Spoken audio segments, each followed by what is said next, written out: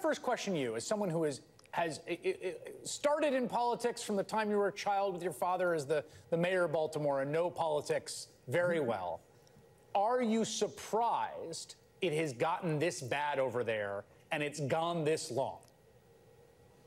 Well, first, may I thank you for the opportunity to spend some time with you. What I learned in Baltimore from my father was how to count votes. That's always really important. And that seems to be something that is lacking on the other side of the aisle. Am I surprised?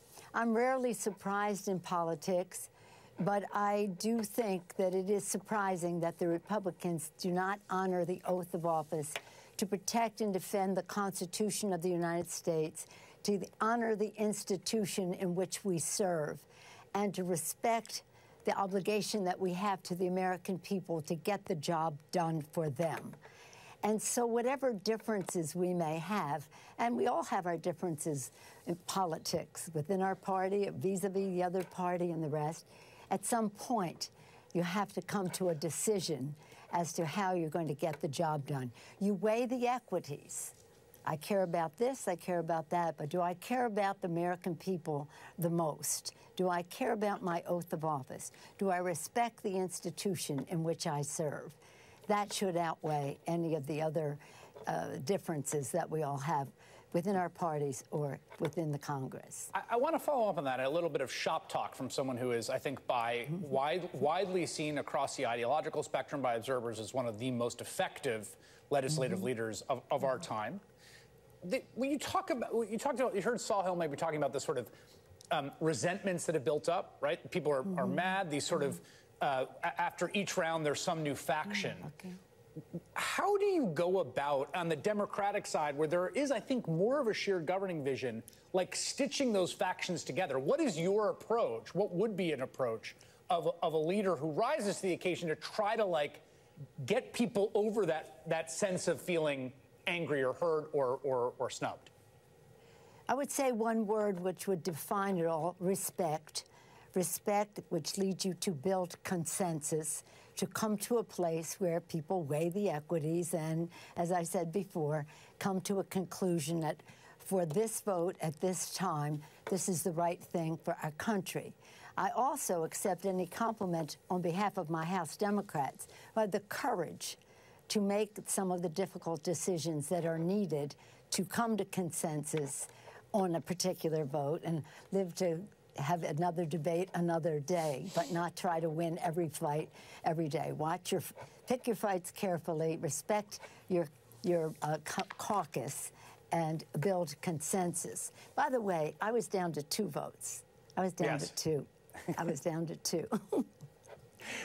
Yes, and we never saw anything like this, as many people have remarked upon. One of the things that happened today, which seems to me part of this, frankly, I find sort of entertaining, because it's just it's sort of funny to watch them. But something that's sort of darker to me is the fact that Tom Emmer's vote to certify the election, and any vote to certify the election to uphold, as Jamie Raskin often puts it, the constitutional republic, is clearly a red line for Donald Trump personally and the MAGA faction. I wonder what you think the implications are for the country and for the House if that is the case, if that is a disqualifying vote.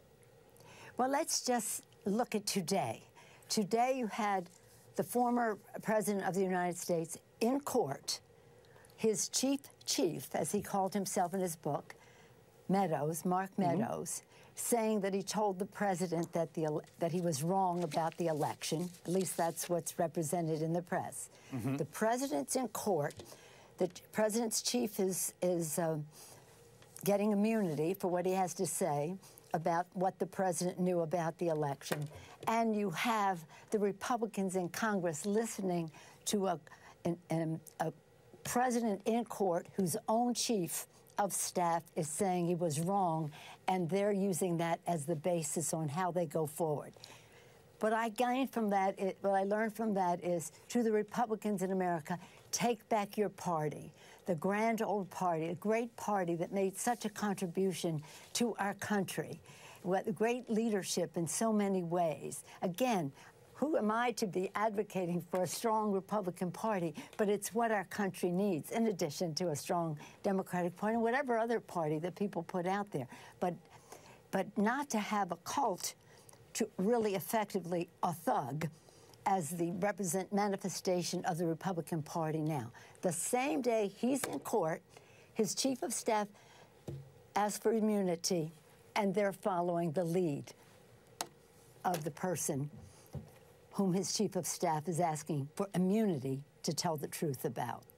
Something's wrong with this picture. And I just think that if we can just get over this and the Republicans can be their true self, their conservative self, not fringe element off the spectrum of where you are in terms of the role of government. They don't believe in governance.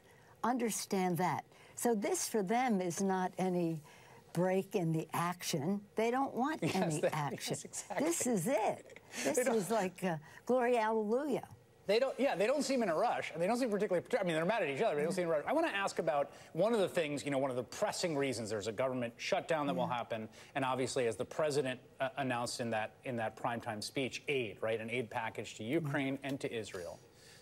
Those are the pressing concerns for a policy agenda. I want to ask about the Israel portion of that, because we've talked about some of the internal factions in the Republican Party, and in the Democratic Party, I think there's widespread consensus and support for that aid package, but there are about 24 members who are now calling for a ceasefire and sponsoring a resolution, concerned about escalation and what it would mean both at a humanitarian and strategic level. I wonder if you are having intra-caucus conversations about those concerns, if you share those concerns, and where you think the party goes next on this, the next step in this very, very difficult situation.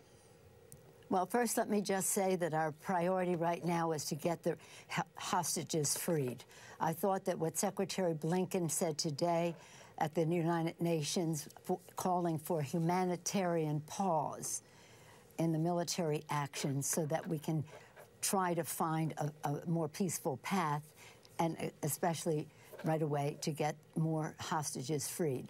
Not just American, although that's our responsibility, but all the hostages freed. The ceasefire, I think the humanitarian pause is the appropriate way to go. Look, what Hamas did was barbaric in Israel. It was barbaric. It was outside the circle of civilized human behavior. And if it happened to your family, you would want justice. I'm not talking about revenge. I'm saying justice. So there has to be some other place we go instead of just saying, let's have a ceasefire. I mean, we had a ceasefire in May. That was broken by Hamas on October 7th. So let's remember that. But there may be a few votes in our caucus who may not support the package, but I think by and large it will be overwhelmingly supported. We just have to get a speaker on the Republican side. They won. They've got the confidence of the American people. Now they should show they're worthy of that confidence by at least electing a leader, a speaker, so that we can conduct the business of Congress. And that includes coming forth with this package and then keeping government open after that. But to your point, I think there may be a few votes against, and some of those votes have been vocal, but overwhelmingly there will be support for it. Well, yes, you're right. In the Democratic side.